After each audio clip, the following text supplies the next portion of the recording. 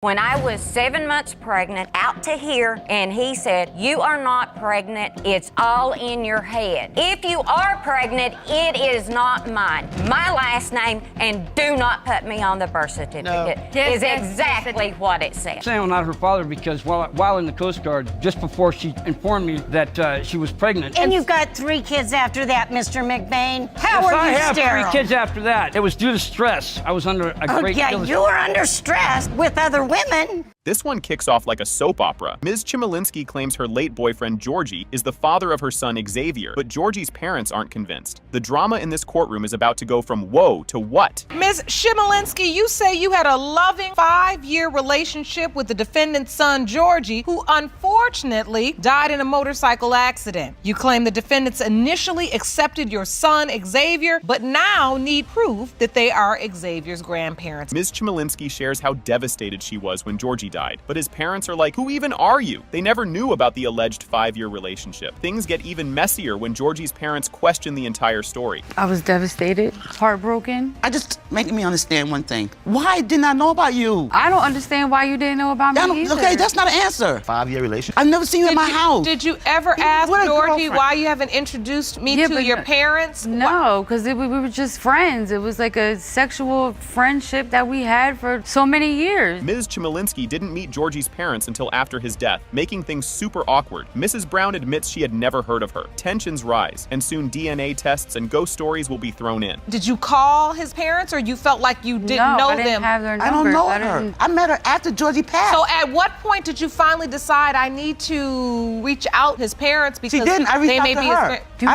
I reached out to her. Okay, my son is not here. I'm picking up where he left off. Georgie's friend urges his parents to look into Xavier's paternity. Mrs. Brown decides to check it out after neighborhood chatter won't stop. Then someone mentions Xavier has Georgie's nose, adding even more drama. I pursued this test is because a friend of Georgie told him, you need to find out if this baby is Georgie. It's other people in the neighborhood must be saying something because he came to me after 2 years. He brought this to my attention. It went over my head. You told me that he looks like all your other grandkids. But that's what you said. He has Georgie's nose. My grandkids are biracial. Ms. Chmielewski says she and Georgie once tried a home DNA test but couldn't afford it. Georgie's parents ask why she didn't come to them, and things get awkward. Even the judge seems baffled by this situation. He and Georgie was doing a home DNA test a couple months before he had passed, and we couldn't come up with the money. After, I think it was like 5 months, then he had passed away. So then You should have came to me then. He was 2 weeks before he turned 1. Did Georgie accept Xavier? Did they have a relationship? He saw him a couple times. 5-year relationship, you only saw him a couple times? Turns out there's another possible father who's also passed away. Ms. Chmielewski tried reaching out to his family for a DNA test, but got no response. Now, 2 families are involved, and things are getting confusing. No. Did you ever tell the other guy? He had passed away when I was 5 months pregnant.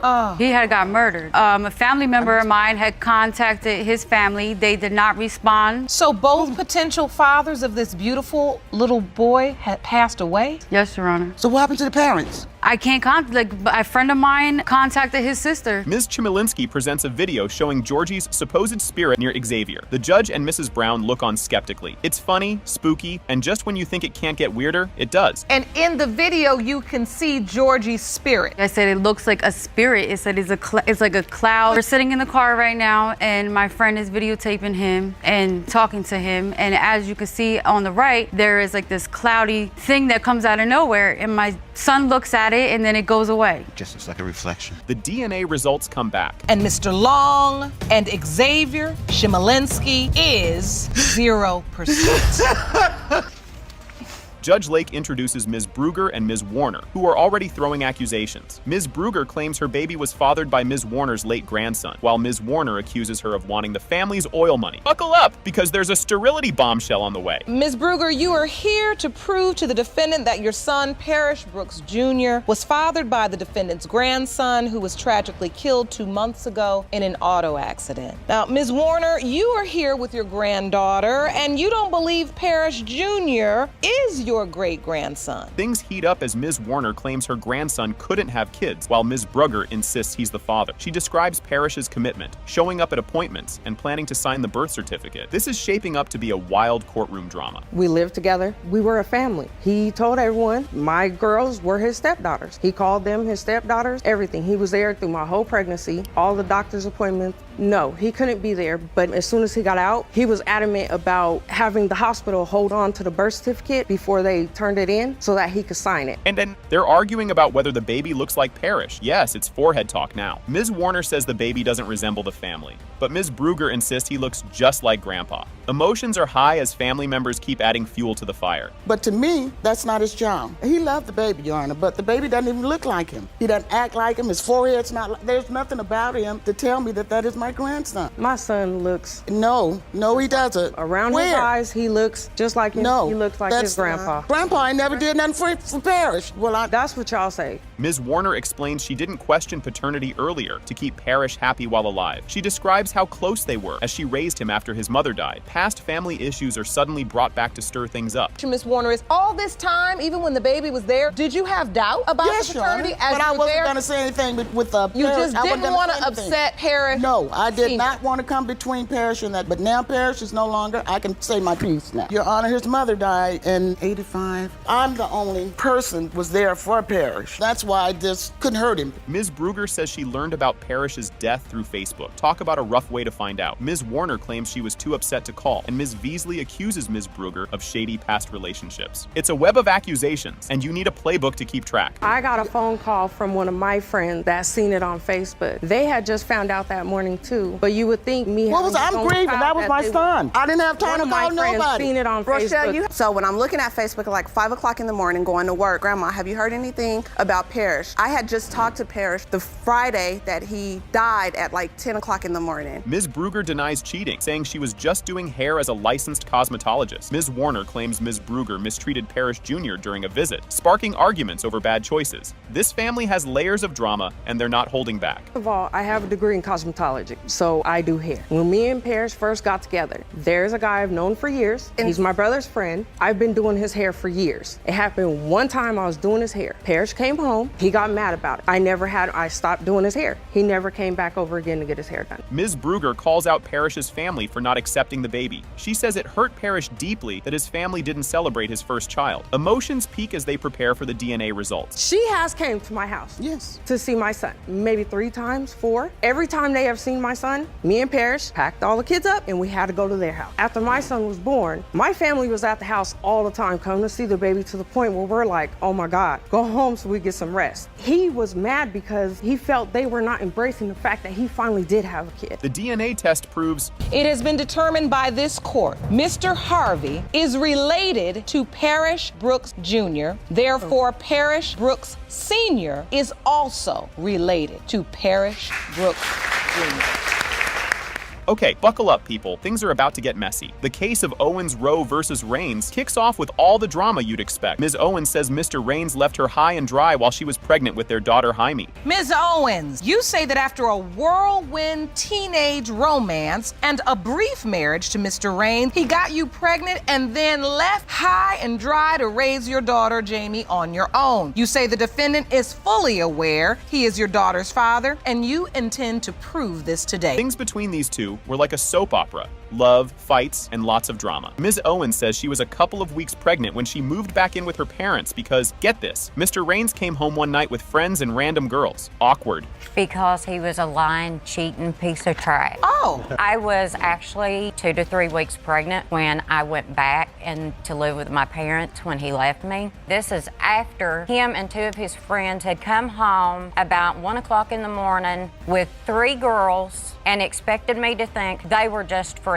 Mr. Raines has his own version, though. He says they were on and off like a bad Wi-Fi signal. He even married her after a miscarriage, but after more back and forth drama, he says enough and bailed. I was young back in those days. We were off and on. We were young, off and on, off and on. She got pregnant initially, and I married her because I was trying to do the right thing. She wanted to have a miscarriage. Again, after that, off and on, I got tired of it. It got old. And so she always wanted to go back home, so I let her go back home. Oh, but here's the kicker. Ms. Owens sent him a letter saying she was was pregnant, and his response? Pretty much, nah, not my problem. Honestly, this relationship sounds like a reality TV show waiting to happen. About 3 to 4 months, I get a letter from her, and that's saying she's pregnant, and I'm like, I'm sorry, I hate your luck. You know, I'm not with you, haven't been with you. We had a few, not many. About the only time we really did have any connection was in bed. So you felt like your husband was cheating. I have to ask you, were you cheating too? No, ma'am, I sure wasn't. I don't know. Now it's math time, but not the boring kind. Mr. Raines pulls out a calendar to prove the dates don't line up. He claims they split in August, so there's no way he's the baby daddy since Jaime was conceived in October. Is that the calendar you submitted to the court? Yes. Jamie was born July 31st. 1, 2, 3, 4, 5, 6, 7, 8. This is when Clara says she's pregnant. No, I got pregnant in October. This is when she said 6 8. So I left in August is when I left. I was no longer, we broke up. I was no longer with her in August. Ms. Owens is like, nice try, buddy, and swears up and down that he was still around in October. Meanwhile, the judge is probably sitting there like, someone get me Advil.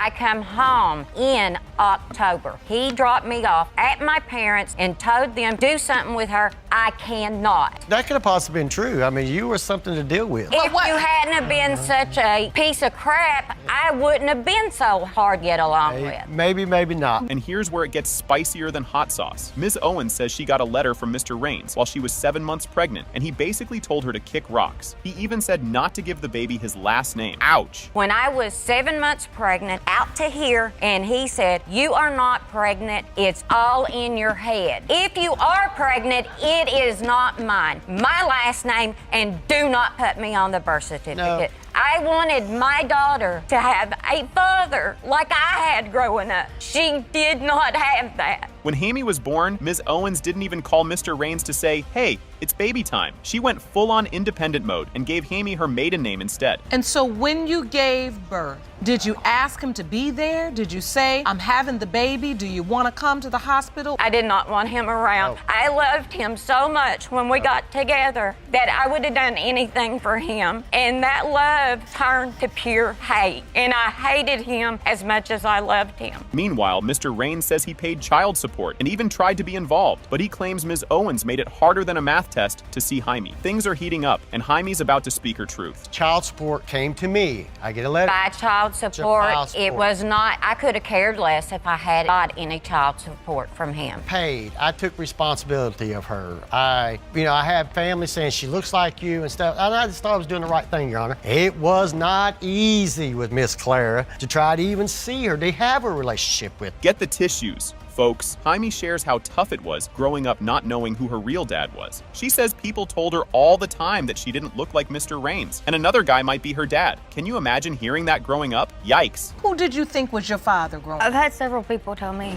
all through my life that I didn't look like him, that he wasn't, that there was, the timeline was off, that there's this other guy that when I was 12. I was gonna move with Mr. Raines, and she told me that she was with someone else. I let it go because I thought, well, maybe she just don't want me moving with him. Jaime says the whole thing was super confusing and painful. She just wants the truth already, because all this he said she said is giving her a headache. And same, honestly. Being told that somebody else was my father, that, I've seen what the other person looks like. I personally think I look like the other. You do. And then 6 months ago, when the man you believe to be your father, you think all this time this is my father, but he's going in and out of my life. Right. He pretty much affirms what your mother told you when you were 12. Yeah. All right, the moment we've all been waiting for. The DNA results are in. It has been determined by this court. Mr. Raines, you are the father.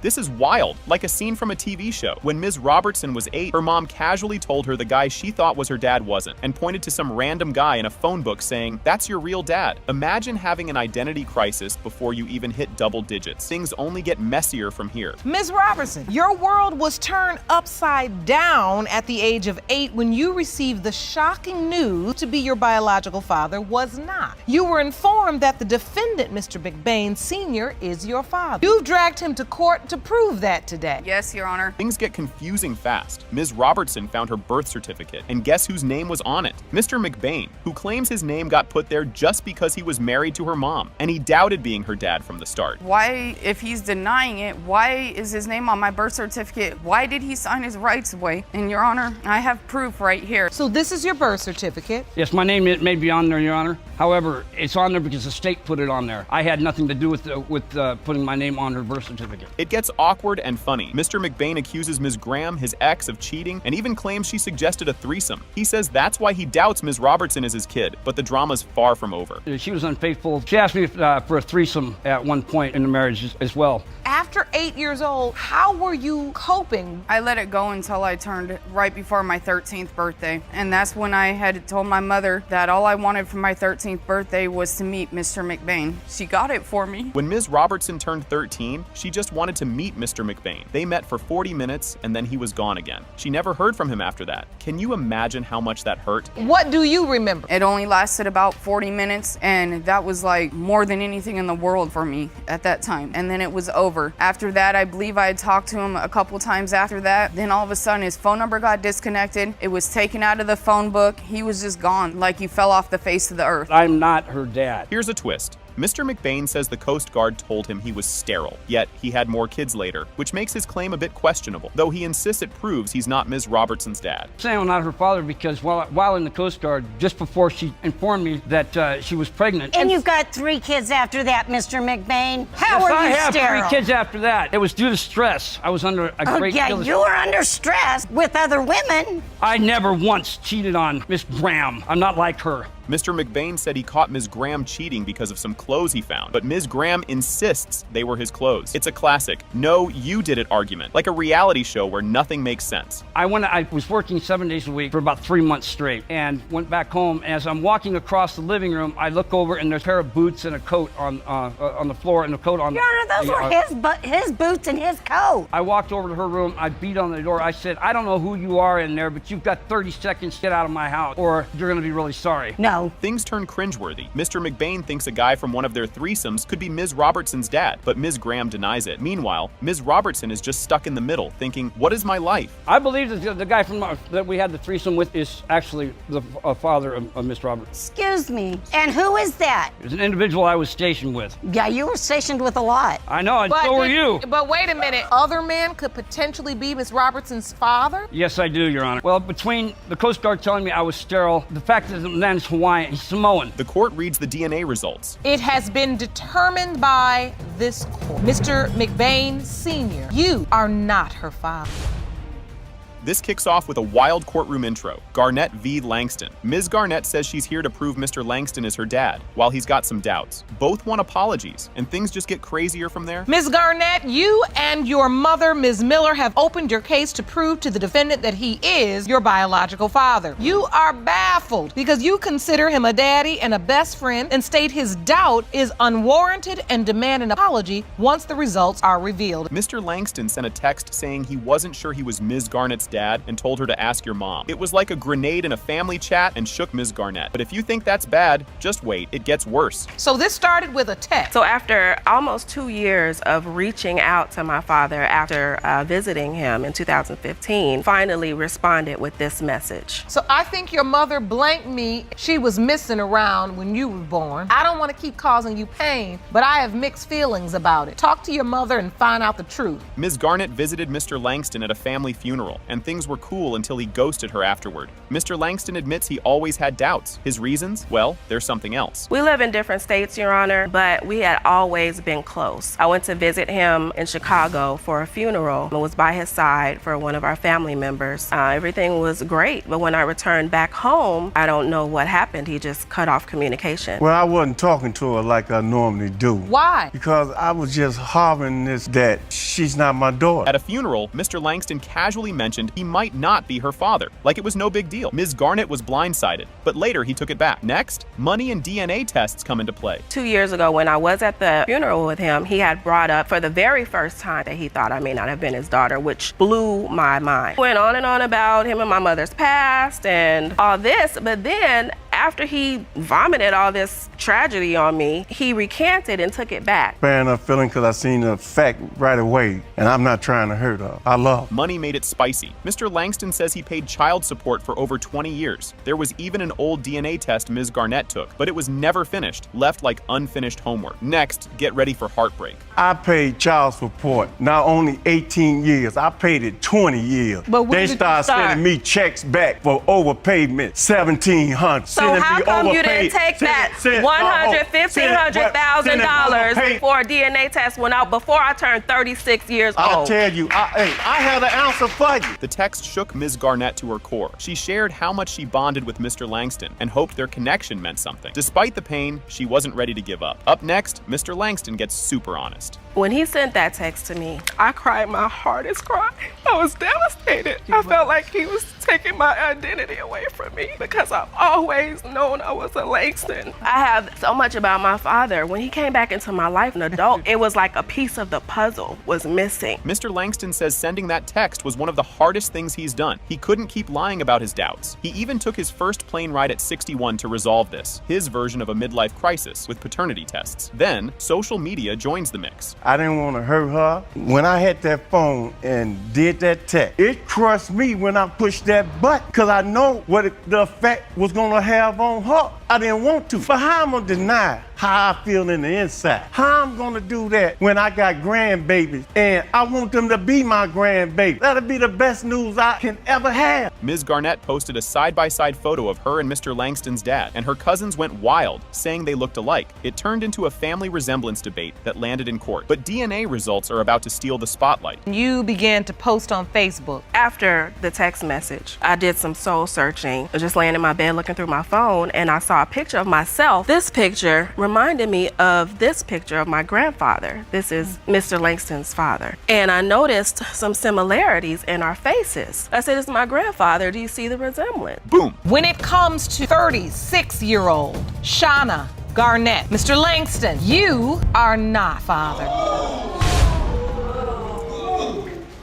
Miss Garcia explains that Miss Huffman, who's younger than her and her father, claims to have 2 kids with her dad. Garcia's response? DNA test, please. Things are heating up, and it's getting as wild as microwave leftovers. Ms. Garcia, you claim that before your father's death, Ms. Huffman, who is 31 years younger than him and 6 years younger than you, and was pregnant with another. You have petitioned the court for a DNA test to protect your father's estate and his name by supporting that he is not the father of the defendant's 2 daughters. Garcia says her dad was certain these kids weren't his and called out Huffman for getting around. Huffman isn't having it though, and her side is coming in hot. Well, I'm basically here on behalf of my dad because he passed away about 2 years ago. He was not sure that if they were his or not because she had gotten around. So the questions that remain have been unanswered. So Ms. Huffman, it's your belief that Ms. Garcia's father did both of your children? Yes. Miss Huffman shares she met Garcia's dad at a carnival because nothing says love like Ferris wheels. She insists she wasn't seeing anyone else when her daughter Claudia was conceived. But Garcia is about to drop some Facebook drama, so buckle up. So take me to the day you believe you conceived Claudia, your older child. On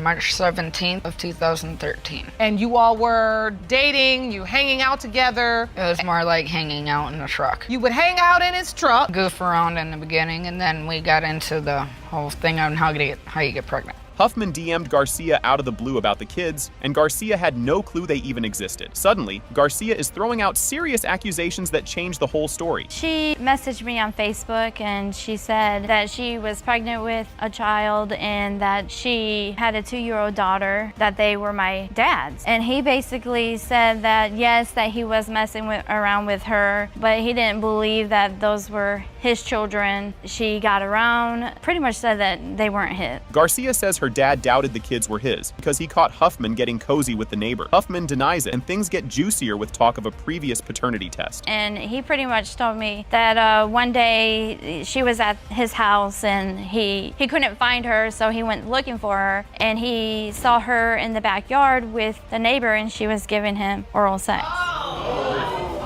Whoa! No, it's not. did her father actually catch you with another man? No. Huffman once tested another man for Claudia's paternity before, which adds to the mess. A court employee confirmed Huffman wasn't sure who the dad was. Meanwhile, Garcia did something surprising despite her doubts. While assisting the defendant, Ms. Huffman, with setting up a DNA test for her and her daughters, she unknowingly admitted that she tested another man in the past. She said that she did not remember if she brought birth certificate with her the last time she tested a man against Claudia, which indicated to me that she truly does not know who the biological father of Claudia is. Garcia, being nicer than anyone expected, still listed Huffman's daughters as siblings during her father's cremation arrangements. Huffman refused to sign, raising more doubts and bringing everyone to one conclusion: DNA time. To get the results for my kids, to be able to financially make it with them with their health issues. There's times where I don't even have a phone because I'm putting it in for the kids. I hope that they are my sisters, and I hope to tell them about my dad and what a wonderful man he was. And Carrie Garcia is 99.9% you are related. A break for us is I'm leaving out the house, I'm gonna go to my parents' house for a while, or you leave and you go with your mom or something. No, that's like not that. a break. That was a break between us, and we were always back together within a month's time. It was still no excuse. A break is not an excuse to go sleep with someone and have a child by someone else at all. How in the world do you think you making babies in this world and don't have a job? Who's supposed to take care of them? Me? How do you think you cannot have a job? What? How do you, what? I couldn't hear you. It's called excuse me, ma'am. See, we're gonna get it right in here today. I don't know who's teaching you, but I'm gonna give you a lesson. I'm teaching them. When I say something, answer's not what. Okay.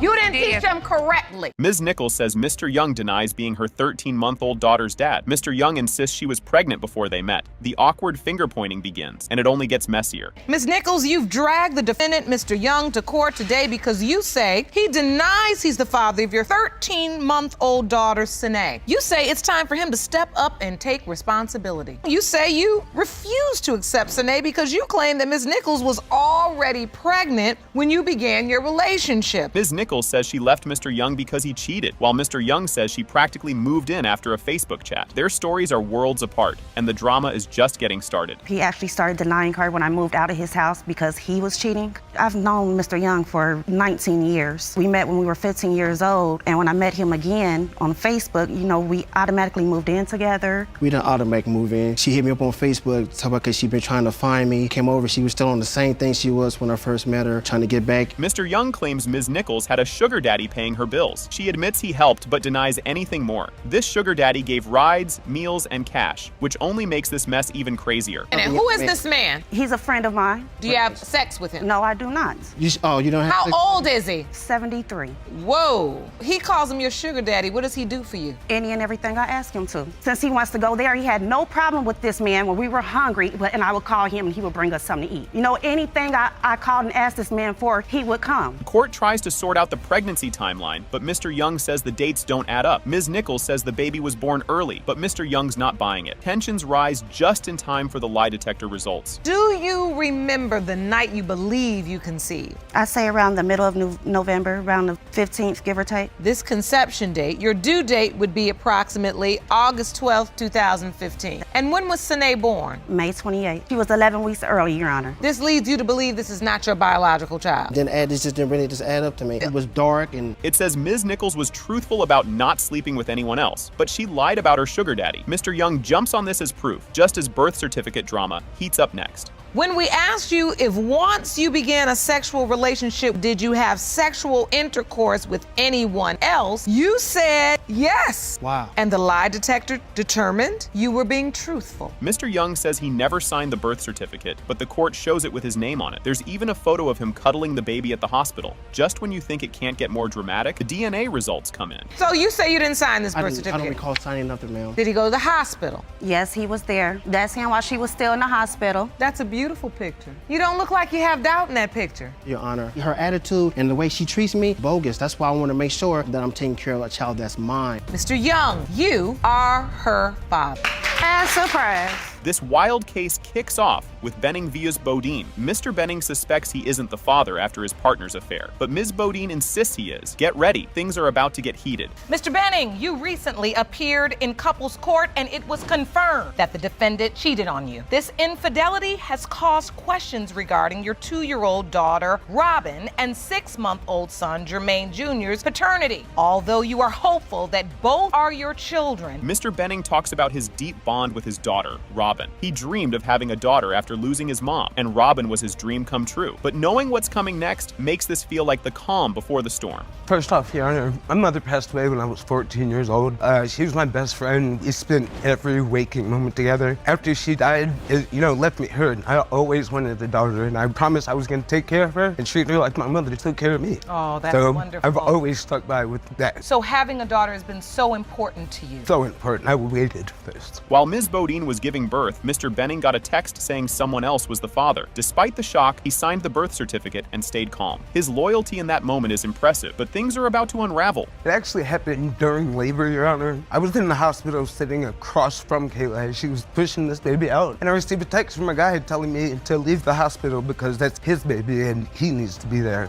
What? I am in labor, like literally in the hospital, and I received a text telling me that the child that I'm waiting to come isn't mine. Ms. Bodine had already tested another possible father, and it came back negative. Mr. Benning isn't reassured, wondering if there are more possibilities. How do you know this other guy is not the biological father? Because, Your Honor, I stood up, did the woman and the mother thing I had to do, and got the other guy tested.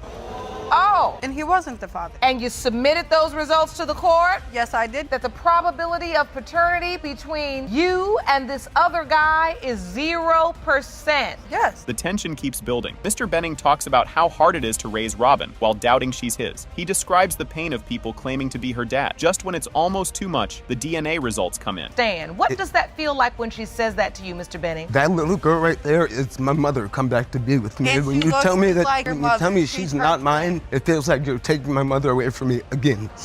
Look at them. Look, they're twins. She's beautiful. They are. They do look a lot alike. The results are in.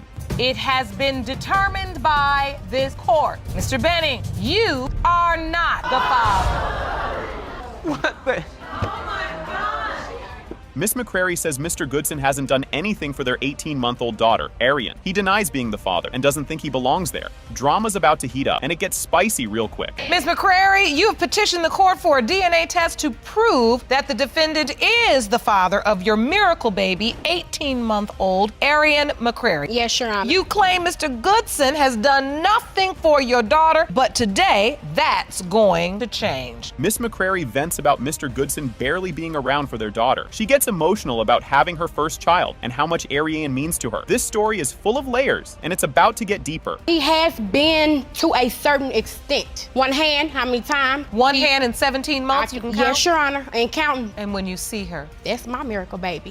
Conceive. When you're in a relationship with a man for so many years, you having unprotected sex, you're trying to get pregnant, things of that nature, it doesn't happen. You think you can't get pregnant. Miss McCrary claims Mr. Goodson ignored her and their baby when she saw him with his other family. He denies it, saying he didn't see the child. It's a heated back and forth, and neither is backing down. Did you walk past Arian in the store and not even acknowledge her at all? That's not true. We actually seen each other at the same time. She was coming, and I was going toward the checkout. She was going, I guess she was going to get an item or something. And we never said, I didn't even know that Arian was with her. Yes, But you are not acknowledging that you are the father of this beautiful baby. Mr. Goodson says their relationship started casually, but then caught feelings. He accuses Miss McCrary of being secretive with her phone. This fling is getting messy, and the drama is just beginning. Every time we got together, it was like her phone used to ring a lot, and she come over there. We stayed on two different sides of town. She'll come over there probably a day or two, and I might not hear from her, a couple more days after that, or whenever she's around. Her phone is just constantly going off, and she was always secretive about it, so. What was the nature of this? It was friends hanging out, and Miss McCrary reveals Mr. Goodson was still married when they were together. Judge Lake reminds everyone that separated isn't divorced. The situation is wild, and it only gets crazier. You wanted to make things a little more serious. How serious could it get when you already had another person? Well, we was married but separated, and she was like, nah, that's not what I want right now, and this, so, But do you blame for maybe being a little nervous because even though you were separated, you were still married? And I always say a man is married until he is divorced. Okay. It's just, that's the way it is. Miss McCrary vividly describes the night she thinks she got pregnant, complete with a stop at American Deli. She talks about their unprotected fun and how sure she is about the timing. Just when you think that's enough, the details keep coming. He picked me up that night from work, July the 10th. If I'm not mistaken, we got American Deli, okay? He likes to eat. I like to eat. Not a problem. Extra chicken, extra cheese, sub sandwich. When you're grown, you're nasty, you get in tune. I like the things he do to me, vice versa. You know, we enjoy each other. Why not? We're grown. You know, we hadn't had protected sex, so come on. You know, at the end of the day. Miss McCrary says Mr. Goodson initially promised to support her, but then backed out. He now questions why she even called him, claiming they hadn't been intimate for months. The tension keeps rising, and the arguments are about to explode. What happens when you find out you're pregnant? Well, of course, I told family members they were up for my decision, and I had to just sit and, you know, think about it. So when I told him, he was just up for it. Rub your stomach, take you to the doctor's appointment. I just felt like, oh, okay, well, you know, maybe he heard from me. Got me thinking that, you know, oh, it's gonna be all okay. It was not all okay. You know, I didn't want to be by myself. Mr. Goodson claims Miss McCrary admitted to being with someone else during the pregnancy. He's skeptical due to a previous false paternity claim. The drama keeps escalating with no end in sight. Thought about it because as a woman, you said a real woman shouldn't have sex with other men, but at the end of the day, when you go back to your dates, a real woman know who she having sex with. You know, when I told him my date and I went back and told him when it happened, why, you know, what we was doing, it could be a possibility. Oh yeah. Mr. Goodson admits he visited the hospital after the birth, but didn't sign the certificate because of doubts. Miss McCrary argues he should have stepped up anyway. Now, DNA results are coming, and the truth is about to be revealed. Did you sign the birth certificate for Arian? No, I did not. I just didn't want to tie myself to that responsibility until I knew that she was mine. It takes two, Your Honor. You come with chump change. Don't do that. You know, you help me. If I have something I don't have, I'm gonna tell you what I have. You can't even foot a half bill. And then, come on now, you saying that I bailed out on you. Make it make sense, baby. Judge Lake reveals the DNA results. Has been determined by this court. Mr. Goodson, you are the father. Oh, okay. Judge Lake opens Thomas v. Zachary, with Mr. Thomas wanting a DNA test for 15-month-old Hannah. He says he was tricked into signing the birth certificate and now faces child support. Miss Zachary insists he's the dad and should step up. Mr. Thomas, you claim you've been petitioning the court system for a DNA test for 15-month-old Hannah Thomas for more than a year now. Now, you've been notified that you will be paying because you signed the birth certificate, but claim it was under false pretenses. The relationship timeline is a roller coaster. Breakups, reunions, and a surprise pregnancy. Mr. Thomas thought the baby was his until doubts crept in. Now he questions everything, and it's about to get intense. Your Honor, me and Rakaya were separated towards July, maybe for a couple weeks. August, we got back together, you know, towards the end of August, beginning of September, she told me I feel pregnant. And we went to buy like maybe 4 or 5 pregnancy tests that day. Your Honor, I found out that I was pregnant September 18th, to be exact with you. I went to that doctor's appointment and I came home, I handed him the papers. This is my results at the doctor. This is my proof of pregnancy. Mr. Thomas claims the pregnancy timeline is way off from what he expected. He believes Ms. Zachary lied, but she says she was carrying twins, which changed things. More drama follows as they revisit their break. First time ever having twin children, and I didn't know at the time that I was even carrying twins. We went to the doctor, and maybe probably was about 3 or 4 weeks later, and the doctor was telling her, yeah, you need to stop smoking cigarettes. Telling me like, look, you need to be honest about smoking cigarettes. Here's her paperwork. And he showed me the paperwork, and it said 15 or 17 weeks or something like that. I'm like, hold on, wait a minute, y'all. No. Ms. Zachary admits seeing someone else during their break, but still claims Mr. Thomas is the dad. He's not buying it and questions her actions. Their arguments escalate, making the courtroom feel tense. I had been on a break over a month and a half when I was with the other guy in July. A break for us is I'm leaving out the house, I'm gonna go to my parents' house for a while, or you leave and you go with your mom or something like that. No, that's not a break. That was a break between us, and we were always back together within a month's time. There's no excuse. A break is not an excuse to go sleep with someone and have a child by someone else at all.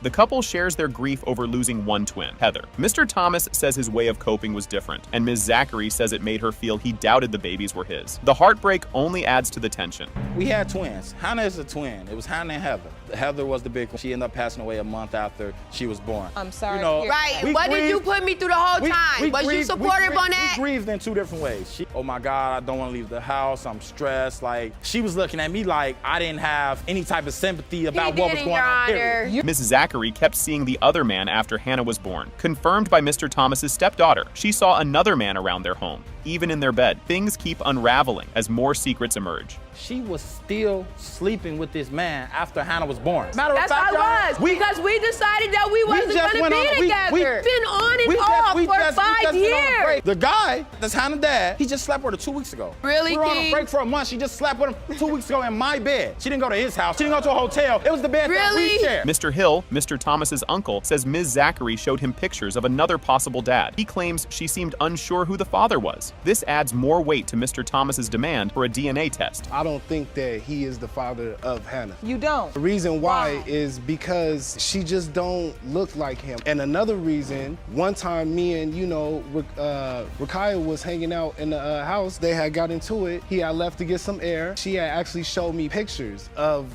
who she really thought was the baby's dad. Judge Lake decides a DNA test is necessary after hearing all the chaos. Both Mr. Thomas and Ms. Zachary agree, clearly anxious about what's coming. The courtroom clears with everyone anticipating the results. Anything you'd like to say, Ms. Zachary? I just want to say I made mistakes. I never meant to hurt anybody. I'm nervous. I'm scared. I just want him to be her dad. That's it. It has been determined by this court. Mr. Thomas, you are her father. This case starts wild. Ms. Jones wants Mr. Houston to pay for their baby, but Mr. Houston and his mom say this is all about jealousy. Buckle up, this is just the start of the drama. Ms. Jones, you and your mother say you are tired of the defendant's denial. He's the biological father of your 6-month-old son, and once the DNA results prove your claim, you demand to be reimbursed for Baby Lyric's child care expenses. Ms. Jones dumped Mr. Houston before prom, calling him immature, while he accuses her of cheating. His mom even brings up some suspicious texts, but Ms. Jones denies everything. Drama keeps piling up as they discuss the pregnancy. Well, Your Honor, he was so immature that I had to break it off with him a week before prom. He let everybody in his ear. He doesn't have a brain for himself. He can't. Were you boyfriend and girlfriend? Yes, we were boyfriend and girlfriend. In high school? Yes, ma'am. Mr. Houston, do you think for yourself? No. You don't? Who thinks for you? Yes, you do, honey. Ms. Jones waited until she was 8 months pregnant to tell Mr. Houston, avoiding his family's drama. Mr. Houston's mom thinks it's just to cause problems for him and his new girlfriend. More bombshells are coming. I found out June 3rd that I was pregnant. And then, once I scheduled the date for my actual appointment to see how far along I was a whole month pregnant because of all the drama that I went through with being with him. And so I knew that they were probably going to deny my baby. I told him when I was 8 months because I had told him when you were 8 months? Yes. Oh, my mom. Mr. Houston's girlfriend and mom claim Ms. Jones mentioned other possible dads. Ms. Jones denies it, insisting she was only with Mr. Houston. His mom adds stories about shady phone calls, and tensions rise. He seen Nigel come in and he said, is this the dude that dated Nakisha? And I said, yeah, that's him. And he was like, the dude told me, and that's over there, Stock told him that he was the father of her child. How was I even supposed to cheat or anything when I was with him the whole time? No, when did I ever have time to no, cheat? yes, we're not. I was working the whole time. She was I back. at the house. So when did I ever have time to cheat? The judge steps in, scolding Mr. Houston for being jobless and his mom for not teaching him responsibility. She delivers the truth. If you're making babies, get a job. The courtroom applauds, gearing up for the DNA reveal. How in the world do you think you making babies in this world and don't have a job? Who's supposed to take care of them? Me? How do you think you cannot have a job?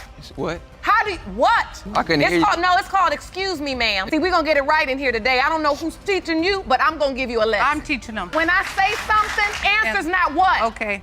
You didn't teach them correctly. Mr. Houston, you are the father. Boom! Yeah. Miss Jones? Mr. Reed says it's impossible he's Lucas's dad, and the judge kicks off Whittier v. Reed. He doubts he's the father due to medical reasons, while Ms. Whittier just wants them to stop fighting. This case is about to get messy, so buckle up. Ms. Whittier, you say that you are sure Mr. Reed is the father of your 22-month-old son, Lucas, but the defendant's paternity doubts have led to constant fighting and tension in your relationship. You desperately hope to prove he is the father to save your family. One bad argument turned everything upside down. Ms. Whittier blurted out, "How do you even know he's yours?" Oops, big mistake, because Mr. Reed started doubting everything. Things are already awkward, and it's about to get worse when the exes show up. Shortly before Lucas's birth, we had an argument. That argument led to the ultimate gonna shut him up kind of moment. So I said, well, how do you know if it's even yours? You say that in the argument? Yes. I never doubted it was his, but I just kind of wanted to end the argument and let it be done. And I've regretted that statement ever since I made it. Their love story starts like a failed movie rescue. Mr. Reed thought Ms. Whittier's kid was drowning, but she She was just swimming. Heroic fail led to dinner, sparks flying, and romance. It was all great until exes and arguments crashed the party. Tried to save my toddler that he thought was drowning. He didn't realize she could swim. Oh, that's cute. It was a baby, and she was adorable, cute little stubby thing running around the pool in a little swimmer diaper. Jumps in the pool, so I'm laying in a lawn chair, getting my tan on. Now, here she goes. I look up, she jumps in the pool, and I'm right behind her, and I come up looking for her, swimming around. Enter the Exes, and it turns into a full-on soap opera. Mr. Reed's ex whispers, "What if Lucas isn't yours?" While Ms. Whittier's ex sends a not-so-great video. Trust issues everywhere. When did the plot twist come? With his ex-girlfriend.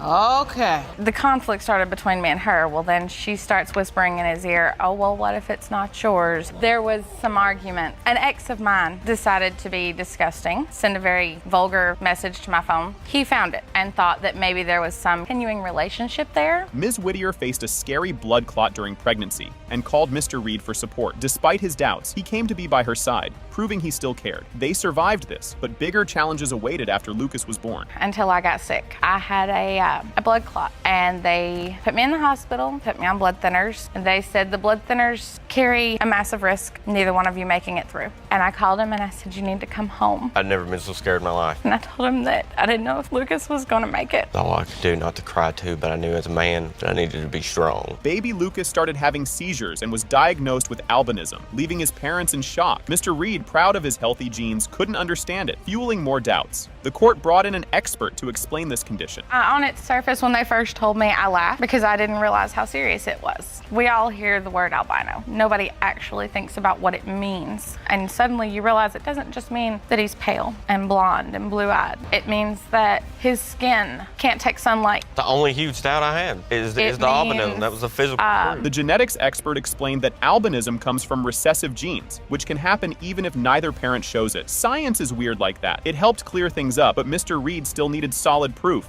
Albinism is passed genetically from the parents to the child, but depending on which gene is affected, depends on whether both parents or one parent passes it. Oh. Normally, albinism trait or recessive, and when it meets a copy of itself, meaning both parents having the albinism, the same gene affected, then it becomes dominant. The DNA results are in. It has been determined by this court. Mr. Reed, you are the father. During the time, she already told me, Your Honor, that she was having sex with another guy. A month before you and a month after you, sir. During the time we were having sex, she had already told me this. So I'm in the shower one day. I know everything that goes on in my house, so it's just a CD that I see that's out of place. I'm like, I didn't put this in here. She was like, well, I'm single, but I'm having sex with this dude also. And plus, he was staying the night at her apartment. I look up their Instagram. So I'm scrolling, and I see somebody holding my daughter. With it. What? Ms. Reeves walks in like, "This guy won't admit he's the father of my kid." Silva's like, "Nope, not mine." Drama's already spicy, and you know this will be a roller coaster. Ms. Reeves, you are here today to prove that the defendant, Mr. Silva, is the biological father of your 7-month-old son, Legend. Mr. Silva, you were involved in a paternity case on Love and Hip Hop Atlanta in support of your sister, who took a DNA test to prove paternity of her child. Mr. Silva thinks it's okay for guys to cheat because they're guys, but women can't. Judge Lake isn't buying it, and the audience is cracking up. She calls him out, and it's about to get wild. I just don't trust her, Your Honor. I feel like she's tricking me into believing that I'm Legend's father. I grew up loving women, loving sex. You grew up loving sex? I always felt like it was okay for men to go out, have sex, and especially with a baby, trying to say that I'm his father. I just want to. All of this started, all he wanted to do was cheat on me. I've been nothing but faithful to him since I first met him. Silva admits to cheating and assumes Ms. Reeves does too. Judge Lake's like, "Really? You think everyone's shady like you?" The audience cheers, and Silva's starting to sweat. It's not looking good for him. Why can't you conquer your doubt and conquer your fear that she's also doing something that she says she's not doing? Well, Your Honor, I feel like if I'm out here, doing what I'm doing whatever she's doing, she's possibly doing the same thing. And why would that be so wrong? Because you can't take what you dish out?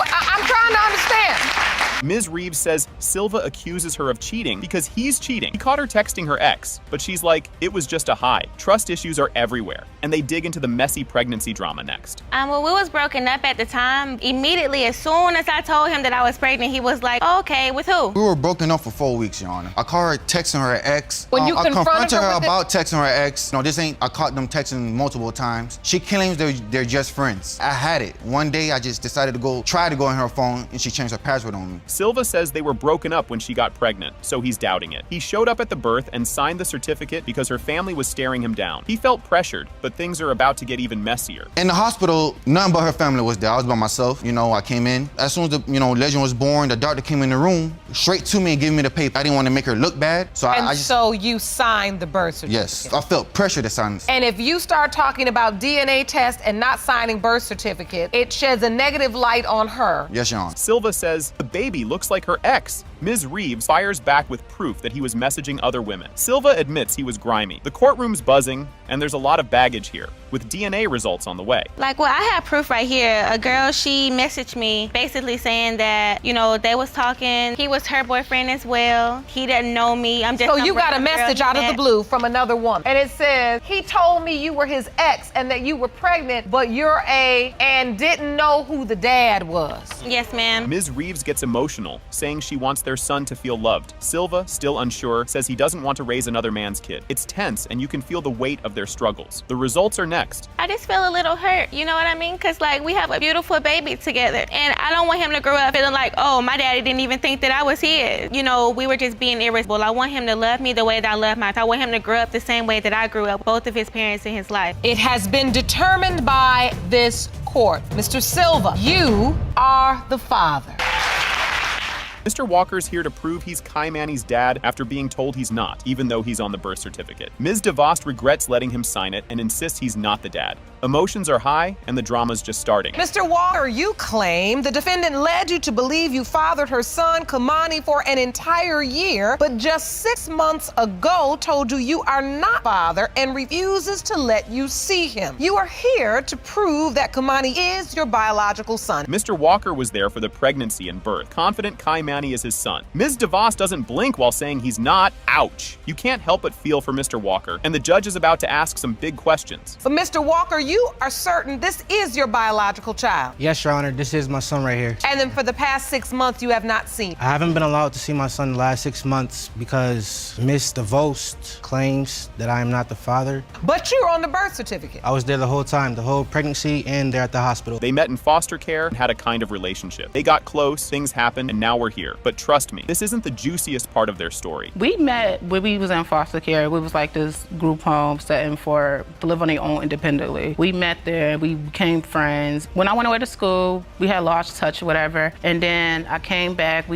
somehow we got back in contact. I was over his house every day. It was like a getaway. We wasn't in a relationship, but a situation we was together. Mr. Walker was thrilled at the pregnancy, and she said it was his, until she later mentioned seeing someone else too. The judge's questions are about to get very awkward. When she first told me she was pregnant, I was excited. I asked her if it was mine. She said, yeah, you're the father. Ms. DeVos, do you remember that conversation? Yes, Your Honor. Did you tell Mr. Walker he was your child's biological father? Yes, but at the time, I thought he was the father. He was the one I was with. Ms. DeVos admits she hid the other guy because she was scared, didn't want to be alone. Mr. Walker stepped up, even working 2 jobs. It's messy and emotional, but something explosive is definitely coming. I was scared. Being a first-time mother, I went through the system too, and I just never wanted to tell him that it wasn't his because I knew the situation he'd been through, and I didn't want to go through it alone. When he stepped up to being here, got 2 jobs, I couldn't work when I was pregnant because he was a big baby. Ms. DeVos chose Mr. Walker as dad because he was there, not the other guy. It wasn't about love, it was convenience. The judge looks ready to dive deeper, and you know it's about to get intense. Why did you make the choice of Mr. Walker? My ex was in another city. He was in the same city as me, so he's here,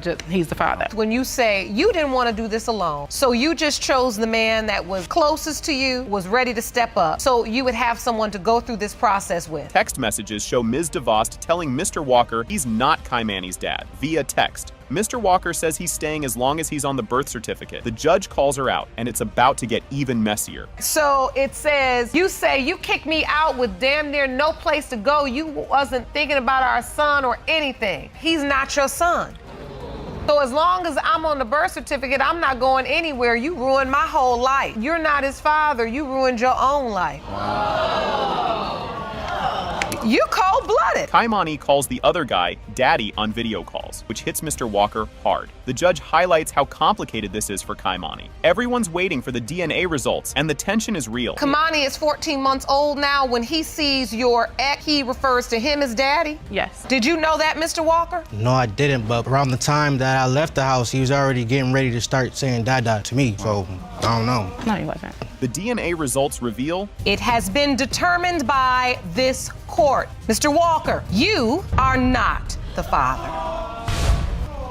I'm sorry. Judge Lake kicks off a paternity showdown over 3-year-old Samarai. Ms. Lusk says Desmond is the dad, but his mom says, no way. And apparently Desmond was seeing someone else, making this a total soap opera. Ms. Lusk, you and your mother say you have no doubt whatsoever when it comes to knowing who your 3-year-old daughter, Samari's biological father, the man you claim is her father, has died, and now you find yourself facing off against his mother, who is just as convinced that she is not your daughter's grandmother. Ms. Lusk talks about raising her daughter alone after getting pregnant at 16. She's upset because Ms. Page has shut her daughter out. The frustration is real, and you can tell things are just getting started. Extremely difficult being pregnant at 16, having to still go through school. These past 4 years, everything has been on me and my mother. He has a whole other side. My daughter is beautiful, and you missed out on 4 years. Not only me. Single parent. You're not absolutely correct, but you raised Desmond by yourself. Ms. Page says Ms. Lusk only wants a $50,000 insurance payout left by Desmond. Ms. Lusk looks shocked, saying she didn't know about the money. The back and forth feels like an intense ping-pong match. They're out for money. I had insurance on What my money? son. I had an insurance policy. They're out for That we money. knew nothing about. No, unless it's proven it's not my son's You baby. never I posted know it on anything Facebook. about- And so this insurance policy is in the amount of $5,000. It is your testimony today. Ms. Lusk is attempting to get a portion of that money. Yes. Ms. Lusk says she and Desmond were sneaking around during her school breaks. Ms. Page isn't buying it at all. It's a fight over who knows him better, but there's a kid involved, making it a big deal. It was a normal time, scheduled routine that I would actually come over there because we had times that I would come over to see him because he only stayed a few blocks from my school. Whether it was gym or my lunch period, I would go. When was the first Correct, time I you did it. physically saw me? When you proclaimed you were pregnant, you was very sick, no stomach, looking like an innocent child. You ma'am. asked Yes, to ma'am. see my child. You asked to go to the school. Of course she wasn't showing. Ms. Anderson, Ms. Lusk's mom, told Ms. Page about the pregnancy on Facebook. Ms. Page brushes it off, calling her son a legend with women. Meanwhile, Judge Lake tries to stop it from becoming a shouting match. I you know what happened? contacted Miss Page through Facebook to tell her to call me. And that's when I broke the news to her about my daughter being pregnant by her son. The very first thing she said to me is, my son is a legend. My son has women coming out the woodwork. She seemed proud. Her son had no reason to be doing whatever he was doing in his past. Ms. Page says she's only seen Samarai once at a birthday party. She held her for a second, but hasn't connected since. Ms. Lusk says Ms. Page doesn't even try, making things even messier. I seen her one time by accident at an acquaintance birthday party. She had the opportunity, yes, ma'am. Yes, she had. Miss Lusk, I held her and I got a picture taken. You had a someone few. want to see. Did she You had even a few. And favor you, the family? You posted it on Facebook. To be honest, I don't This want is my Samira first time around seeing him. you, Miss Anderson. Yes, it is, and my first time and hopefully last seeing you. Judge Lake explains how both women are still grieving Desmond, making everything harder. She also calls them out for airing drama on social media. It's a needed reality check, but the courtroom is still chaotic. Miss Page is grieving. She doesn't even have a person to review these facts with. Desmond, I need to talk to you about this,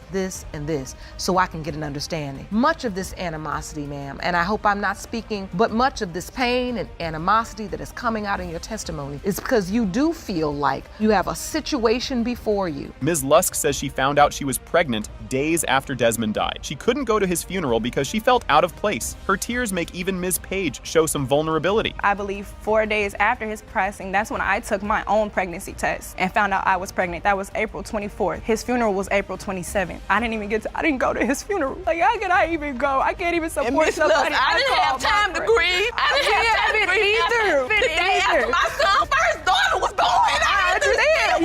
Judge Lake reads the DNA results. It has been determined by this court. The probability of relatedness between Ms. Page and Samari Page is 99.96%. This case starts off wild, like a spaghetti-covered kid. It's Johnson vs. Kirby. Mr. Johnson says, "Not my kid," while Ms. Kirby insists he is. She says Caden needs his dad. Mr. Johnson's dodging responsibility. Buckle up, it's about to get messier. Mr. Johnson, you are here to prove you are not the biological father of Miss Kirby's 11-month-old son, Caden. You claim her accusations are causing trouble in your relationship, and you are certain the results will clear your name. This is like arguing over spilled milk, except the milk is a baby. Johnson says Kirby's ruining his life by claiming he's the dad. She insists they planned Caden, and now Johnson's ghosting. He stays firm, denying it's his kid. Things are about to escalate. She's trying to pin a child on me that ain't mine, and she's causing problems in my current relationship. How am I causing issues in your current relationship when you just called to me yesterday? So what are you talking about, sir? I'm not trying to keep up with you. I just wanted to know, is this really happening? So you think she's trying to pin a baby on you? Yes, Your Honor.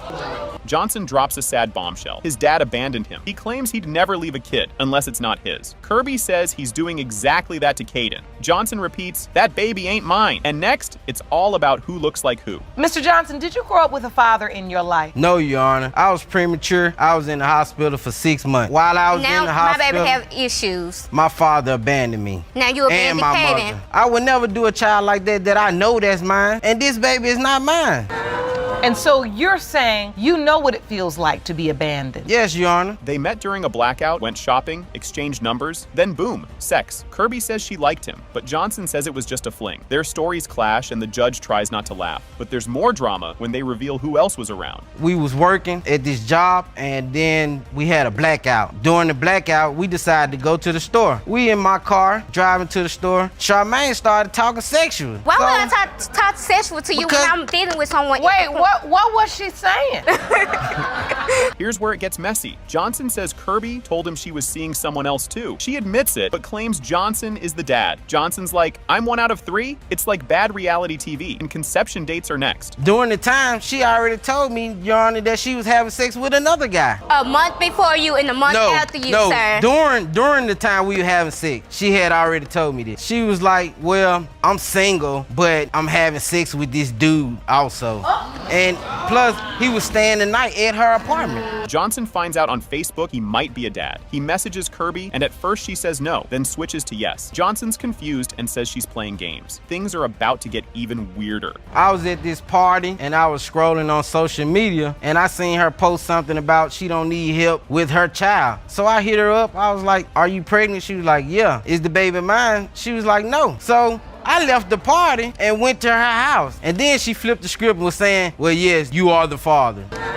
Kirby says she did the math and conceived around when she slept with Johnson. He doubts it, since others were involved. The judge sighs as she explains again. It's confusing, and there's more with the baby's health coming up. Because I did the calculations, we had sex July 10th, and this the amount of time that I could see Caden. But I thought you slept with him within a 24-hour window of meeting him, and you also were in a sexual relationship with the other man. Me and him had sex July 10th on our way when we got back from Clarksville. Kirby explains Caden has health issues, like needing a G-tube. She says Johnson hasn't helped at all, while he says she didn't give him a chance. The arguments are non-stop. Soon an expert will shed light on Caden's condition. My baby has health issues. He has a G-tube, so we back and forth from different doctors, ENT, G-tube clinic, all that. And he's also albino. I didn't even know that this child was albino, and plus, no one's in my family albino. Has no trait of it. Expert explains albinism happens when both parents carry a hidden gene. Despite the clear explanation, Johnson shakes his head in disbelief. Kirby looks hopeful, but spoiler alert, he's not convinced until the DNA says otherwise. So albinism is a very rare disease. Less than 1 in 20,000 children have it, and it is the absence of pigment, both in the hair, skin, and sometimes eyes. How does it get passed down to a child? Is it each parent, even though they look phenotypically or to the eyes normally pigmented, carry an abnormal gene? The big moment. It has been determined by this court. Mr. Johnson, you are the father.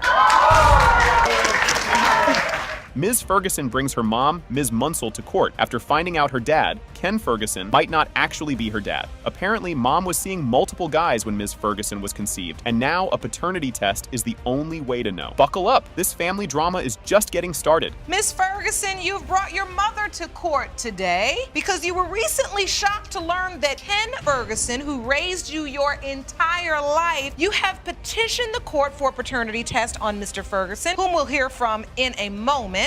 You acknowledge that you finally confessed to your daughter that you slept with more than one man at the time of her conception. Ms. Ferguson explains how her mom treated her like background noise while spending time with friends and boyfriends. It all got worse when Ms. Ferguson discovered her mom's cheating. And it's not over. Wait till you hear about the stepdad's role in all this. My mom goes through crazy moments and acts like her family never is there, acts like her two daughters are never the only ones that just want her attention and to her and be there for her. So she was treating us like crap. She was acting like we never are there for her. She was not even the husband, so we all felt lean on when she actually didn't have anyone else around her. Judge Lake steps in, trying to bring some sense to this chaos. She points out the pain Ms. Ferguson feels and urges Ms. Munsell to think about her daughter's feelings. It's a rare moment of calm, but let's see if anyone takes it to heart. Do you think as a parent, as a mother, it's more difficult for you to endure maybe this moment? Or would it be more difficult to stand there as a young woman who your father is?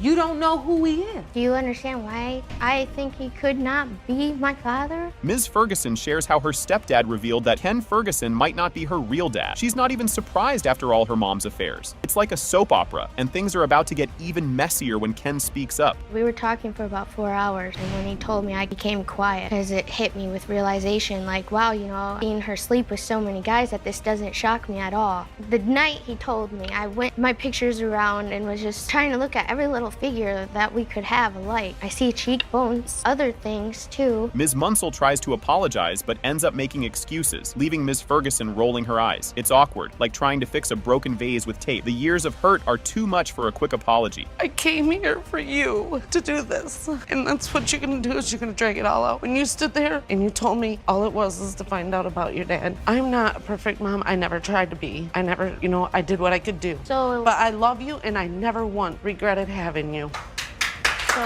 The big reveal. When it comes to Alicia Ferguson, Mr. Ferguson, you are her father. The court starts, and Mr. Smith shares why he's here to prove he's the dad of his 4-year-old daughter, Cookie. He's already on the birth certificate and has been calling himself daddy since day one. Mr. Smith, you have brought your estranged wife to court to prove that you are the biological father of her 4-year-old daughter, Christina Cookie Smith. You signed the birth certificate and have been daddy since she was born, and claim you are her father. Mrs. Smith drops a bomb and says, well, actually, Cookie might belong to someone else, which makes the audience gasp louder than a crowd watching fireworks. This messy case is just warming up, and things are about to get even juicier. Mrs. Smith, you admit that you allowed your husband to sign the birth certificate and initially believed he was Cookie's father, but as your daughter got older, she no longer looked like him. And now you believe another man is her dad. Mr. Smith finds his wife's old phone, flips through it, and boom, text messages and photos that make his head spin. It's not just, hey, how are you? Messages. These are I miss you texts, plus some nude pics. We actually end up getting new phones around that time. Okay. So it's just like the other phones were kind of lingering around. So I'm just casually just going through them. And I saw text messages, some photos between my wife and some other cat. I miss you. When you miss a person, apparently you've seen them before. Nude photos. Oh! You know what I mean? He packs his bags, calls his mom, because, of course, you go to mom in times like this, and moves out. You won't believe what happens next. Just wait. It's about to get even crazier. So what happened, Mr. Smith, when you see these text messages? I basically, I let my parents know what was going on, and I packed up and I left. I had to, just to, because she's my support. She helps me on everything. You know what I mean? Mrs. Smith announces she's pregnant and uses it as a chance to patch things up. Mr. Smith, feeling all kinds of love, jumps back in, ready to be the best husband and dad ever. When I found out I was pregnant, we were very excited. I told Christian we weren't together. I thought that this could be a chance for us to reconnect and make our marriage work. He agreed, and shortly after we got back together. Mr. Smith, when you found out she was pregnant, were you happy about it? Extremely happy. I didn't know what love was until I met this person. He's there for the birth, signing the certificate and watching Cookie Cookie enter the world with all the pride of a guy who thinks he's got it all figured out. But oh boy, little does he know, this happy moment is just the calm before another storm. Were you there at the hospital when she was born? I mean, priority number one. It was a cesarean section.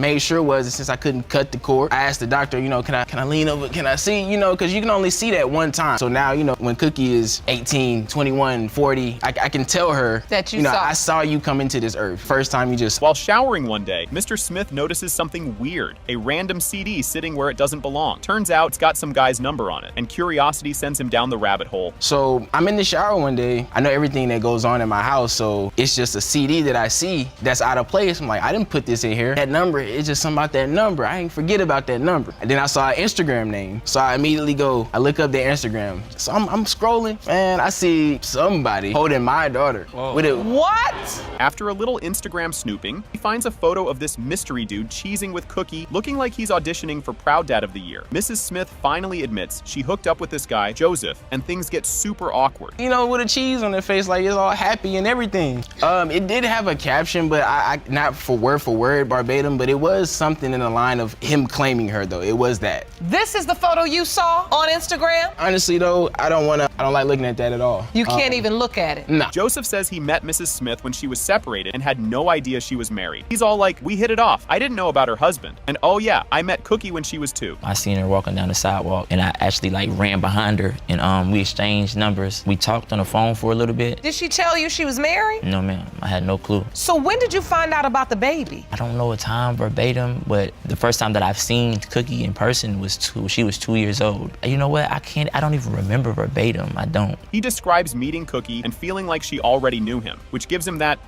maybe I'm her dad vibe. But wait, Joseph isn't the only guy calling himself dad, and the situation just keeps getting messier. When I seen her, she looks just like my dad. She looks just like us, so, you know, I never really doubted it. You understand what I'm saying? Like, I always thought that, yo, this is my child. You find out, you accept it, you've got this little girl. Do you make plans to stay in her life? Yes, ma'am, I did, but at the same time, I wasn't in a position to a structure of a good parent. Or Mr. Smith and Joseph both want to be in Cookie's life, and they're both like, she's my baby. Mrs. Smith finally admits she's been keeping secrets, and everyone's trying to figure out what's going on. You still were allowing Mr. Prater to see her behind your husband's back. I didn't even know any of that. And Mr. Prater, you did not know about Mr. Smith. Couldn't find the right time to say anything about it. When you have issues like this, the right time is the soonest time available. The judge opens the results, and bam. It has been determined by this court. The biological father is Mr. Prater.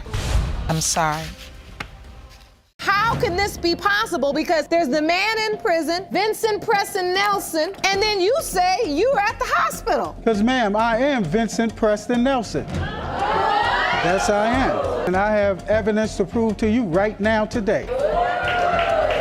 I always feel alone. I cry myself to sleep every night because I don't have anyone.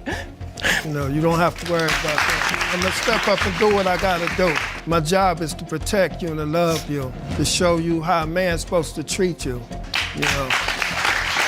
This episode kicks off with some spicy family drama that's about to take a turn into wait, what territory? Things start intense, and trust me, it only gets wilder from here. Mr. Jennings, after raising your daughter Taylor for 26 years, from diapers to adulthood, and never doubting paternity of your little girl, you are furious that you had to drag your ex-wife to court because she is now claiming you are not her daughter's biological father. Okay, so this is where the weirdness goes up a notch. Now everyone's pointing fingers, and the tension is so thick you could cut it with a plastic knife. But don't blink, because Taylor's memory is about to get challenged in a way you won't believe. Just out of spite, jealousy. Are you spiteful, Ms. Lynn? No, first and foremost, if I was spiteful, I wouldn't be standing here right now, because my daughter asked me to be. And so as far why? As her being Why? 13, I why didn't now? tell her. His wife told her. She come to me and asked me if he was her dad because she said her stepmother told her that he was not. If you thought this couldn't get crazier, buckle up. This is like the plot of a bad sitcom, but somehow it's real life. You'd think it couldn't get more awkward, but trust me, it does. Tell me about the relationship. We wanted to be together. We wanted to get married. All right, I was very young. My parents did not want us together at all. It was strictly forbidden. I ran away from home to be with him. And get married without my parents' signature was I had to be pregnant by Georgia law.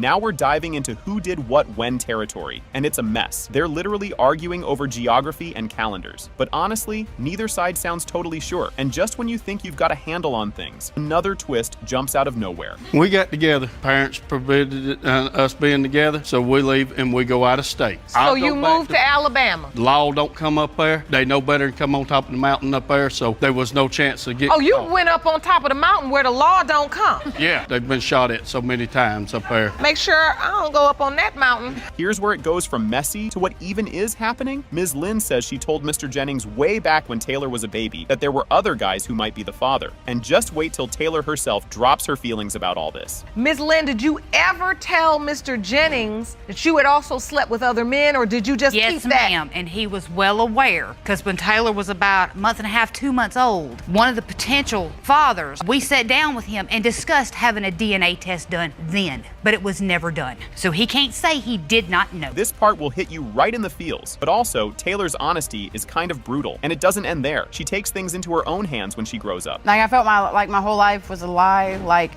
my whole life was like over, you know? Did you say something? To my dad and my stepmom, because that's where I was dropped off at. They comforted me. My aunt was like, I was around when your mom got pregnant, so he is your dad. They like comfort me to think, but I'm like, my whole life's over, because if a man thought he might not be the dad, most of the time he's not gonna stay, you know? Taylor is like, fine, I'll figure this out myself, and dives into some next level detective work on social media. It's a wild ride, but now the DNA test is about to spill the real tea, and no one's ready for what's coming. I'd asked her, and she didn't tell me anything. She went to her room, said, okay, well, I'm gonna go through people I remember as being her childhood friends. At the time, I'm living in Tennessee, so I go through her friends list. I, think of people that were around. And the first person I write, I ask him, and he says, it's me. That's his exact words. Really? Here it is, the moment of truth. It has been determined by this court. Mr. Jennings, you are not the father. I'm very sorry, Taylor. I know this was not the news you wanted. This case kicks off with a bang, and you can already tell it's going to be a wild ride. Things are about to get messy, and trust me, you're not ready for what's coming. This is Wesley.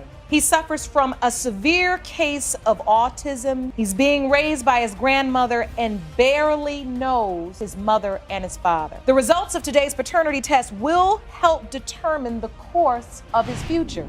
Okay, now it's time to hear Mr. Marsh's side, and it's a lot to take in. This part's already heated, but wait until we hear why he says he walked away. Mr. Marsh, you are listed on Wesley's birth certificate as his dad. Yes, Your Honor. But you claim his biological father is actually his mother's neighbor. Now, you both have been tested, and we'll hear the result shortly. Now, oh boy, things are getting personal, and it's starting to sound like a soap opera. Jeremy even says he told Mr. Marsh flat out not to sign the papers unless he was sure. Just wait, though. It gets even messier when a certain neighbor enters the picture. With my son that is here, and asked him, I know that that's my grandchild, but how do you know that that baby's yours? I told him twice before my grandchild was born. When he was questioning because my grandson was dark, because my family is Puerto Rican, I said, don't sign his birth certificate. And he signed it anyway. At that time you didn't, so you signed it. I was 17. I was young and dumb and in love. Okay, plot twist alert. Mr. Marsh thinks a neighbor might actually be Wesley's dad. This is like the Jerry Springer of paternity court, and it's only getting crazier. Yeah, he looks like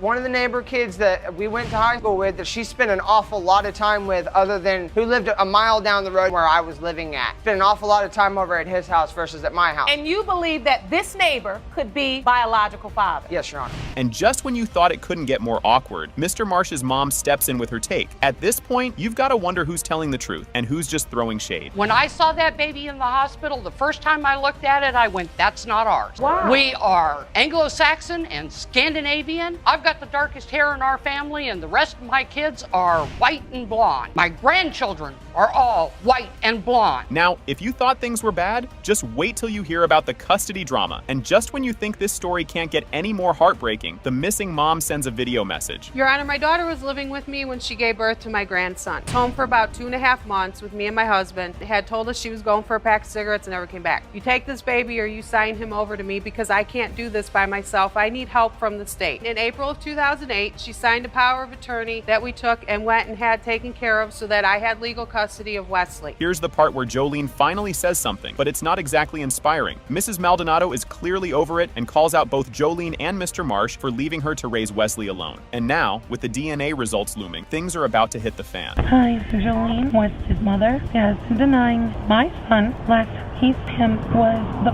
fall of 2008. He never bought him any diapers.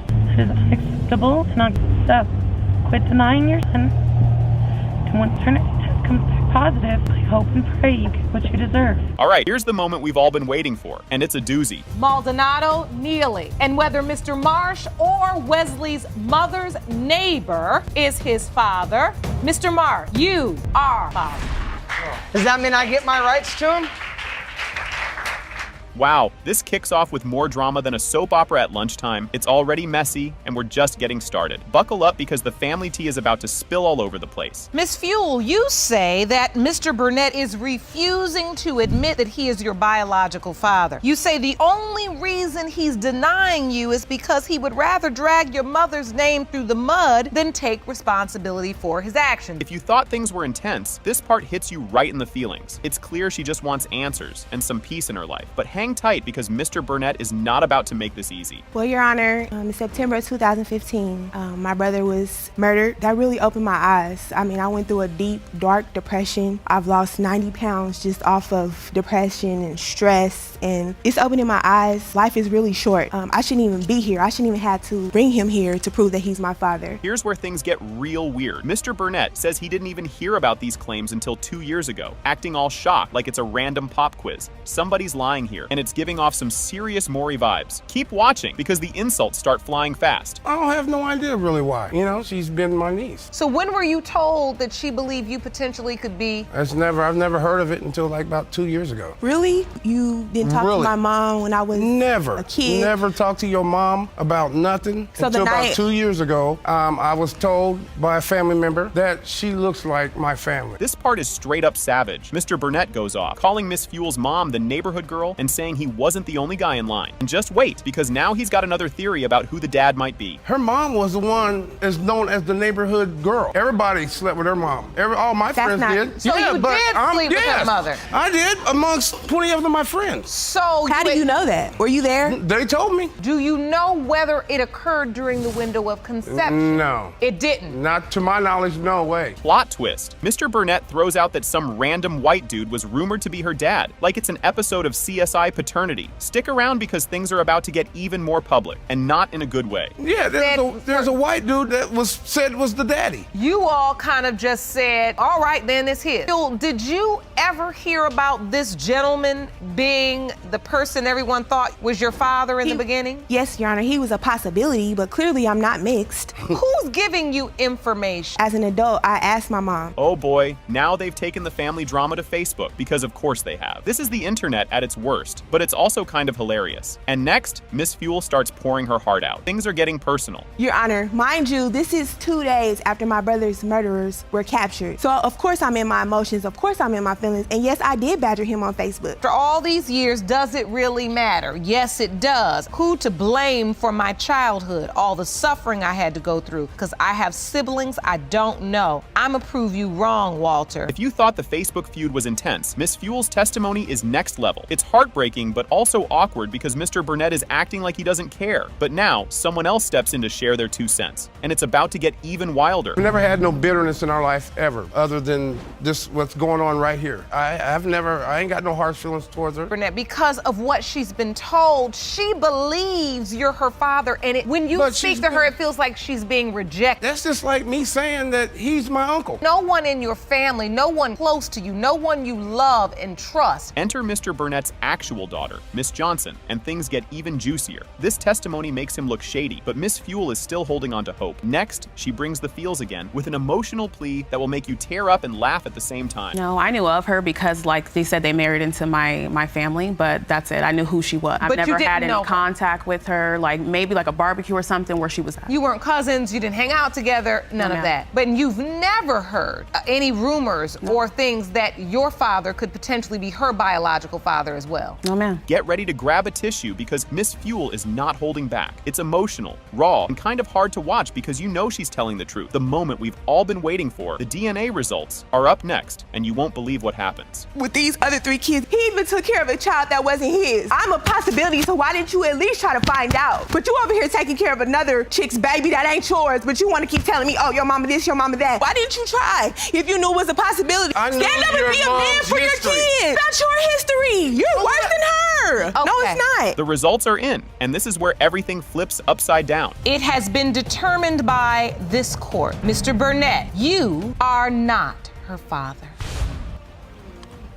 Ms. Smethers drags Mr. Stevens to court, saying she's sick of him denying he's her son Adrian's dad. Meanwhile, Mr. Stevens is out here saying, look at this baby and look at me. No way I'm the dad. And just like that, we're diving headfirst into Dramaville. But trust me, it's only gonna get messier from here. Ms. Smethers, you have dragged the defendant to court because you are devastated that he refuses to accept that he is your son Adrian's biological father. You claim today's DNA test results will have a dramatic impact on your future as a family. Ms. Smethers and Mr. Stevens started dating as teens and eventually had kids, but things didn't stay cute for long. It's a never-ending blame game that sounds exhausting, and we're only just warming up for the real tea. Me and Mr. Stevens met when I was 16 years old. We went to GED classes together. We eventually started dating. I moved in with him, and we had our first daughter. Mr. Stevens started cheating on me. I was always at home with the baby. Because, like, for example, like, I would go through her phone. She would have messages erased and messages that didn't make sense. Type in a letter, or you can go to the recent search. When Ms. Smethers first told Mr. Stevens she was pregnant, he was thrilled, until she dropped a bomb 5 months later. She'd been with someone else. Imagine thinking you're gonna be a dad, and then bam, you might not be. Yeah, things are already awkward, but it's about to get even more cringe. Find out you're pregnant, you tell Mr. Stevens? Yes. What was his response? He was happy. I was happy. And the aspect is like, you know, she was pregnant, but she waited 5 months to tell me that there was a possibility that he wasn't. I was excited about that. You know, like, I wanted a first child, like, as a boy. That's what my 2 daughters were supposed to be. Ms. Smethers says Adrian was conceived on her birthday during a hotel party with Mr. Stevens. The more they talk, the more we wonder if anyone actually knows what's going on. It was, my conception date was between October 7th and the 11th, or the 12th. My birthday was the 11th. We had a hotel party. He was conceived that night. But we had a little bit kind of did it before her birthday. We ended up meeting somewhere, and that was the first time it happened. And then about a week and a half goes by, and then it was her birthday. Mr. Stevens is stuck on the fact that Adrian has lighter skin than his other kids, and he just can't let it go. Ms. Smethers fires back, basically saying, genetics is weird, get over it. This is the kind of argument that's only gonna lead to more squabbling. And oh boy, does it. So what is Mr. Stevens'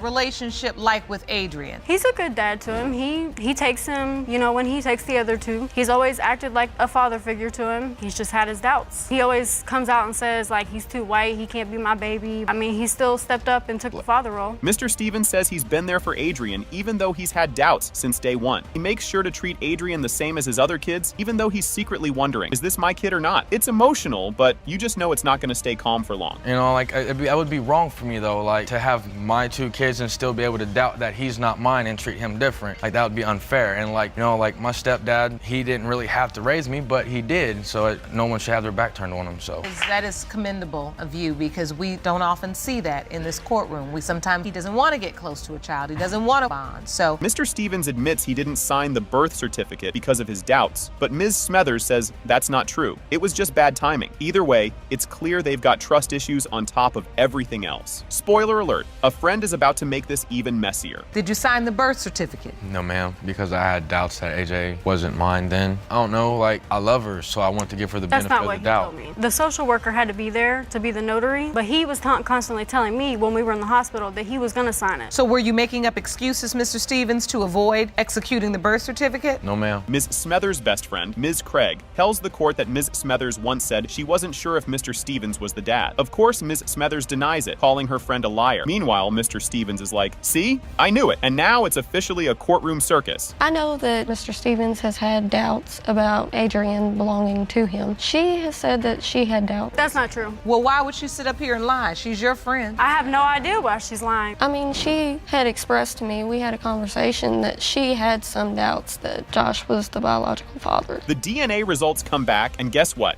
It has been determined by this court. Mr. Stevens, you are the father. This is already a wild start to the story. Miss Nelson thought her dad was some guy in prison, even visiting him all the time. Oh, and then a random man shows up on Facebook saying, "Hey, I'm your dad too." If you think this is confusing, buckle up. It's just getting started. Believing one man was your father, yet had another man listed on your birth certificate. 30 years old, a third man, the defendant, suddenly contacted you on Facebook claiming he was your father. Yes, Your Honor. Today you say you hope DNA test results finally reveal the truth. This part is just plain heartbreaking. Miss Nelson says her mom would drag her to visit the guy she thought was her dad in prison, weekend after weekend. Imagine learning all this as an adult, mind blown. And guess what? The plot only thickens from here. My whole life knowing a different man was my dad. It was a man that was in prison. My mother took me to visit him after week, and this is the man I grew up knowing, to visit this man for 2 weeks. He told me that this other man was on my birth certificate because my mom didn't want somebody like him in my life because he was in and out of prison. Okay, now it's just getting weird. Miss Nelson gets a random Facebook message from some guy named Christopher Lancaster who claims he's her dad. But wait till you hear who's actually behind this message. It's bananas. I got a message from a man named Christopher Lancaster saying that I'm your dad. He was sorry for not being in my life. He now wants to be in my life. I contacted both those numbers. Both the numbers were disconnected. He had left me the message. It was in my others box on Facebook. That's how he messaged me on Facebook. This twist is like something out of a soap opera. Why? Because in his words, he didn't want certain people finding him. He says he's been searching for Miss Nelson for years. But trust me, the bombshells aren't over yet. I put that message on Facebook. The reason being, I had problems with other people in my life, so I didn't want to use my real, so I made up a Facebook page of Christopher Lancaster. So I always was looking for her. I remember her birthdays. Get ready for some old school drama. He even says he was at the hospital when Miss Nelson was born, but her family cut ties with him because he wouldn't join their religion. Sounds kind of sweet until you realize what's coming up next. When her mother water broke, my mother took her to the hospital. As far as like a religion thing, and I didn't want to commit towards the religion thing because I feel a family took her away from me and moved her somewhere else, and I never heard from them again. Boom. Man in court drops a Mike-worthy moment. I am Vincent Preston Nelson. Just when you think things can't get crazier, Miss Nelson's mom enters the chat and it's about to go down. How can this be possible? Because there's the man in prison, and then you say you were at the hospital. Because, ma'am, I am Vincent Preston Nelson. Yes, I am. And I have evidence to prove to you right now today.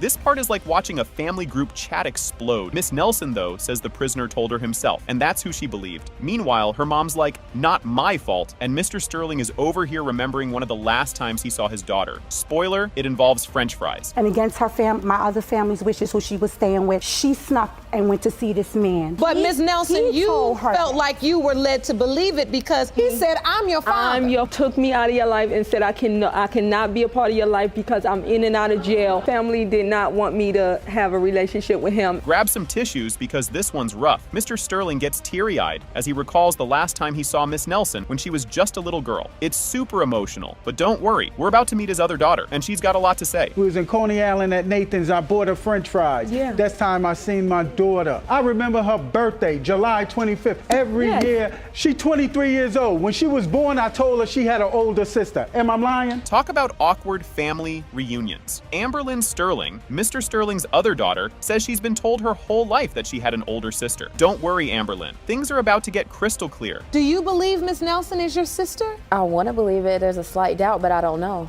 I have no idea. I would like to know. I would like her to be my sister. I've been told my whole life, but I've never met her, and I feel like if that was my sister, why wasn't it a connect? This moment is straight out of a reality show finale. It has been determined by this court, Mr. Sterling, you are her father. The case kicks off with Mr. Jenkins confidently saying he found his long-lost daughter, Andrea Bond. But here's the kicker. Andrea's all like, "Who? Never heard of this dude in my life." The court sets the stage to figure out if this guy is for real or just chasing a wild dream. Spoiler, it gets weirder from here. Mr. Jenkins, you reached out to the court to open a case. You believe that you have a long-lost daughter and hope to one day find her to prove you are her father. So we've located the woman you believe is your daughter, and she's here in court today. She tells us how her life flipped upside down when both her parents died in a car accident back in '99. Just wait till you hear what he says next. It's a mix of heartbreak and a little bit of awkward. He died in a car accident in 1999 with my mother, and I believe that was my father. So, Ms. Bond, ultimately, you come to court today completely in the dark. Yes, Your Honor. You don't have any information. No information. No one's ever told you anything. No one's ever told me anything. And Mr. Jenkins, Yes. you have known about this young woman. He starts reminiscing about Andrea's mom, calling her banging and going on about her big back porch like it's a high school crush. Andrea's like, cool story, but where were you my whole life? And trust me, it only gets more awkward when Andrea explains her struggles growing up. Me and her mother was in college together. I'm telling you, she was banging. I mean, she was bad. I mean, she had a nice big back porch on her. She had this pink jumpsuit on. She was like Lena Horne to me, you know. Aw. She was fine. Light brown eyes. Miss Bond looked just like her. Andrea breaks down, talking about how she felt alone after losing her parents, crying herself to sleep because she didn't have anyone to guide her. But Andrea's not buying it just yet, and the room gets real tense as the court dives into what Mr. Jenkins did or didn't do over the years. Raised yourself with the help of family, but you felt alone. I always feel alone. I cry myself to sleep every night because I don't have anyone. No, you don't have to worry about it. I'm gonna step up and do what I gotta do. My job is to protect you and to love you, to show you how a man's supposed to treat you, you know. Mr. Jenkins says he's been hunting for Andrea for 24 years, knocking on doors, Googling, and even trying social media. And just when you think it couldn't get more intense, a tragic bombshell drops. I used to go over one of your family members' house. I used to come over there every Christmas. I knocked on doors. I'd like to submit one more thing to the court, Your I have Honor. a Facebook page. If you went for social media, you could have found me. I did everything I could do. I've been looking for you over 24 years. That's one of your numbers that I had contacted. Mr. Jenkins explains how Andrea's mom called him, letting him know he'd finally get to see Andrea. But then a week later, he got news about the fatal car crash. The room is heavy, emotions are high, and everyone's just staring at each other like, what now? Well, what's next is Mr. Jenkins trying to explain why it took him 24 years to get here. I talked to her on the phone, and the next week or so, I'll let you see Andrea, how she's doing. A week later, I called her back at that number. Heard some bad news that she was in a bad car accident. Here we go again. Now it's starting all over again. She got killed in the car accident. You could have came to the funeral. I was cut off from the funeral. I still don't feel like you're my father. I'm sorry. Mr. Jenkins says a big reason he started searching again was because Prince died without leaving his estate to anyone. But don't worry, the DNA results are about to drop like a mic at a rap battle. Not just a while back, music artist Prince had died. He didn't have any estate and nothing to leave any of his stuff to. So when you look at Mr. Jenkins, Miss Bond, and you look at him, do you see yourself at all? Do you say, I kind of feel like I look like him? I look more like him to me, in my opinion. Judge Lake reads the DNA results, and guess what? It has been determined by this court, Mr. Jenkins, you are her father.